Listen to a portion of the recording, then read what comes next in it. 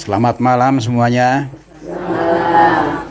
Baik yang kepalanya berambut maupun yang tidak berambut. Malam hari ini kita diundang oleh orang tua Irin Amanda dalam rangka acara Maras Orok, memotong rambut bayi. Saya tadi sudah lihat, ini rambutnya masih pendek-pendek seperti saya. Sebenarnya acara memotong rambut bayi itu sudah umum.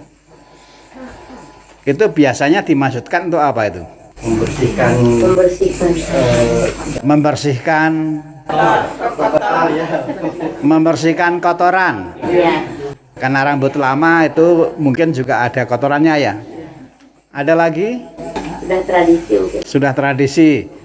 Jadi sudah tradisi bahwa bayi itu rambutnya dipotong supaya bersih.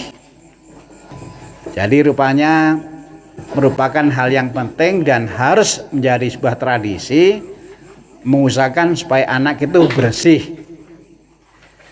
Kalau kita merenungkan sabda Tuhan, tentu yang harus bersih itu bukan hanya kepalanya, hidupnya harus bersih.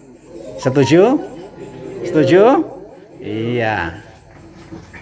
Hidup siapa yang harus bersih? Ya semuanya. Cuma kalau kita berbicara mengenai anak itu memang banyaknya kan tergantung pada orang tuanya. Saya percaya kalau anak ini dipotong rambutnya nanti, itu pasti bukan permintaan anak. Karena orang tua sadar itu dibutuhkan, maka meskipun nggak minta juga dilakukan. Inilah orang tua yang bertanggung jawab. Di dalam Injil tadi, di bagian akhir, orang-orang mengatakan mau menjadi seperti apakah anak ini nantinya, karena Tuhan menyertai. Mau menjadi seperti apakah anak ini nanti jadinya, karena Tuhan menyertai. Ini kan ungkapan yang positif mengenai anak. Dan orang itu menyadari inilah yang terjadi kalau anak itu sungguh disertai Tuhan.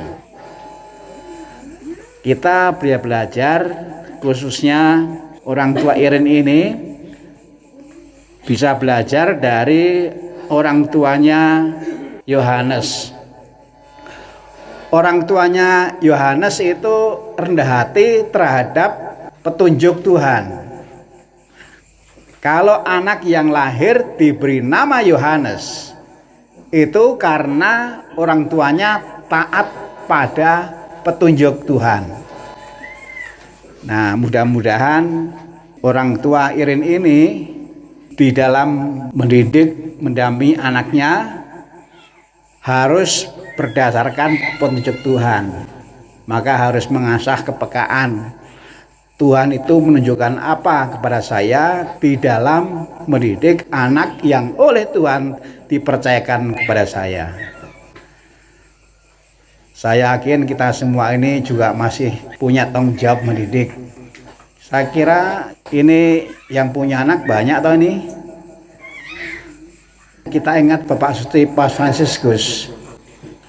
Bapak Suci Paus Fransiskus pernah berkata bahwa sebenarnya seberapapun umurnya orang itu juga adalah anak.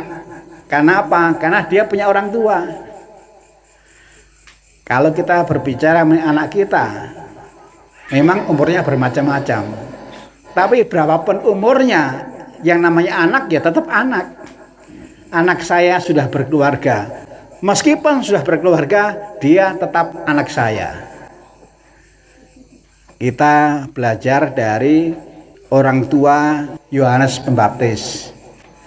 Mari kita para orang tua, kita tetap mendidik anak-anak kita, berapapun usia anak-anak kita. Dan kita mendidiknya berdasarkan petunjuk Tuhan. Dan petunjuk Tuhan itu mudah kita jumpai di dalam kitab suci. Saya percaya kita semua itu sebenarnya dimudahkan untuk bisa membaca dan merenungkan kitab suci. Kitab suci sudah diterjemahkan dalam bahasa yang kita mengerti. Kitab suci yang berupa buku barangkali juga ada di keluarga-keluarga.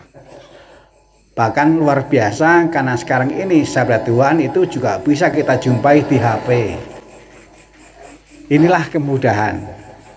Mudah-mudahan kemudahan ini memang akhirnya memudahkan kita untuk semakin dekat dengan kitab suci yang adalah petunjuk Tuhan, tak terkecuali bagaimana kita mendampingi anak-anak berapapun umur mereka.